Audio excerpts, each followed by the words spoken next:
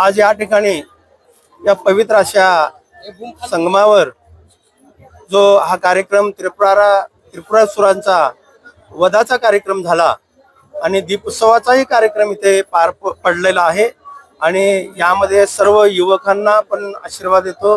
आणि इथं हा जो कार्यक्रम आहे या पवित्र ठिकाणी जिथं शाहू महाराजांची समाधी आहे, जिथं तारा मातांचीही समाधी आहे, अशा या पवित्र क्षेत्राला आपण प्रथम वंदन करूया।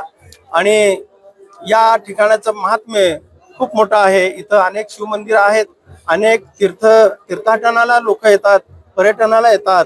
अशा पवित्र भूमीमध्ये आज या कलियुगामध्ये सुद्धा असुरावर विजय मिळवण्यासाठी सुरांनी जो आज कार्य करायची जबाबदारी युवकावर आहे, तर युवकांनी पार पडावा आणि ते जागं राहावं आणि पुनर्पुनर हा कार्यक्रम होत राहावा आणि आजचा आपला युवक हा उभं राहावा आणि संघटन युवकांचा व्हावा।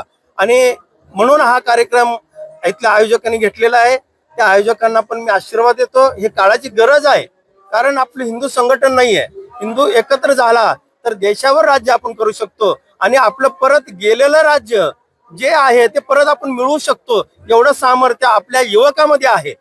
म्हणून युवक कुठेतरी जाण्यापेक्षा अशा कार्यक्रमाला जास्तीत जास्त युवकांनी सहभाग घ्यावा आणि संघटन करावा आणि हिंदुत्वाचं जाण त्यांनी ओळखावं आणि हिंदू हा सनातन होते आहेत आणि राहणार आहेत असा हा बळ आपल्याला निर्माण करायचा आहे। म्हणून आशीर्वाद देण्यासाठी या कार्यक्रमाला मी उपस्थित राहिलेला आहे आणि सर्वांना मी आशीर्वाद देतो आणि सर्वांचं उदंड आयुष्य लाभू द्या, आरोग्य लाभू द्या आणि असंच हिंदू संघटन जास्तीत जास्त मोठ्या प्रमाणात व्हावा आणि युवक आणि युवतींनी यामध्ये सहभाग घ्यावा असं मी त्यांना आवाहन करतो आणि माझे 2 शब्द मी संपवतो।